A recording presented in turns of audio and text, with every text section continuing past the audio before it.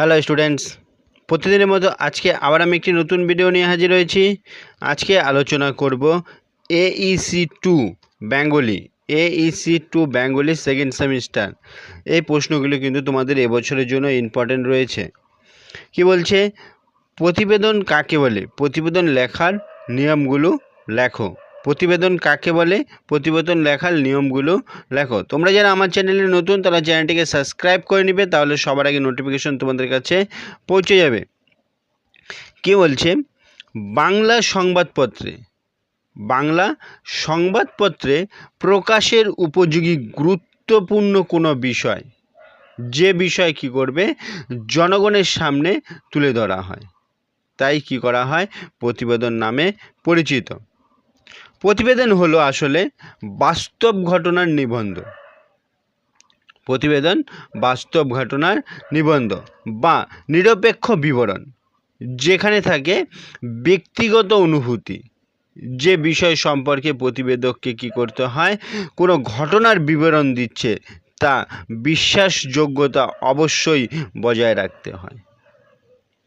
এমনভাবে প্রতিবেদন নির্মাণ করতে হয় যার ভাষা আকর্ষণীয় হবে, অর্থাৎ যে বিষয়ের মধ্যে বস্তুসম্মত তথ্য থাকে এবং যার মধ্যে ব্যক্তি অভিজ্ঞতা কাজ করে, তাই হলো প্রতিবেদন।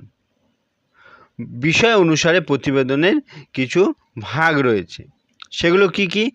রাজনৈতিক প্রতিবেদন, পরিবেশ সম্পর্কিত প্রতিবেদন, তারপরে অপরাধ সম্বন্ধীয় প্রতিবেদন, খেলাধুলা সম্পর্কীয় প্রতিবেদন, তারপরে শিল্প সাহিত্য সংস্কৃতি বিষয়ক প্রতিবেদন, তারপরে সাহিত্য সম্পর্কিত প্রতিবেদন, সমাজ সম্পর্কিত প্রতিবেদন, তারপরে নান্দনিক কোনো বিষয় সম্পর্কিত প্রতিবেদন।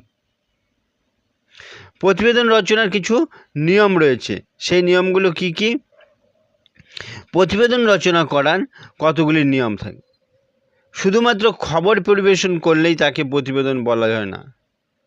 একটি সঠিক প্রতিবেদন নির্ণয় করতে হলে তার কতগুলি নিয়ম মানতে হবে। সেই নিয়মগুলি কি কি? 1 নম্বর বলছে, প্রতিবেদনের ভাষা হবে সহজ, সরল ও আন্তরিক। প্রতিবেদনের শিরোনাম হবে আকর্ষণীয়। প্রত্যেকটা প্রতিবেদনের একটা শিরোনাম থাকবে, সেই শিরোনামটা আকর্ষণীয় হতে হবে। তারপরে বলছে, প্রতিবেদনের মাধ্যমেই বা প্রতিবেদনের মধ্যেই সংবাদ সূত্র, স্থান, কাল, প্রয়োজন ও প্রতিবেদকের নাম দিতে হবে। প্রতিবেদনে একটি ঘটনার যথাযথ আন্তরিক বিবরণ থাকবে। কোনোভাবে তথ্য বিকৃতি ঘটনা করা যাবে না। সঠিক ঘটনার বিবরণ দিতে হবে, বিকৃতি করে কোনো ঘটনার বিবরণ দেওয়া যাবে না। তারপরে কি বলছে, যথাসম্ভব নিরপেক্ষতা বজায় রাখতে হবে।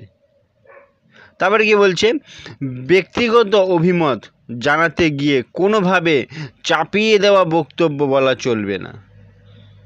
তারপরে কি বলছে, প্রতিবেদনের আয়তন সুদীর্ঘ করা যাবে না, সংক্ষেপের মধ্যে সম্পূর্ণ ভাষা প্রকাশ করতে হবে।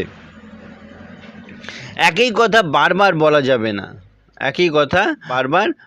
যাবে না।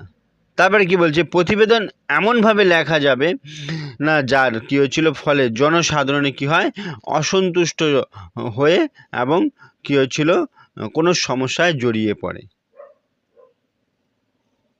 তারপরে বলছে, প্রতিবেদন ভবিষ্যৎকালের ক্রিয়াপদ ব্যবহার করা যাবে না। প্রতিবেদনে ভবিষ্যৎকালের ক্রিয়া ব্যবহার করা যাবে না। তারপরে কি বলছে, নির্ভরযোগ্য বিবরণ দেওয়াই হলো প্রতিবেদনের সব থেকে বড় গুণ।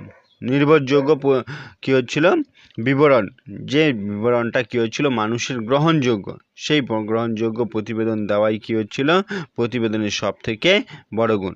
আজকে এই পর্যন্তই। ভিডিওটি ভালো লাগলে লাইক করো, কমেন্ট করো এবং বন্ধুদেরকে শেয়ার করে দাও।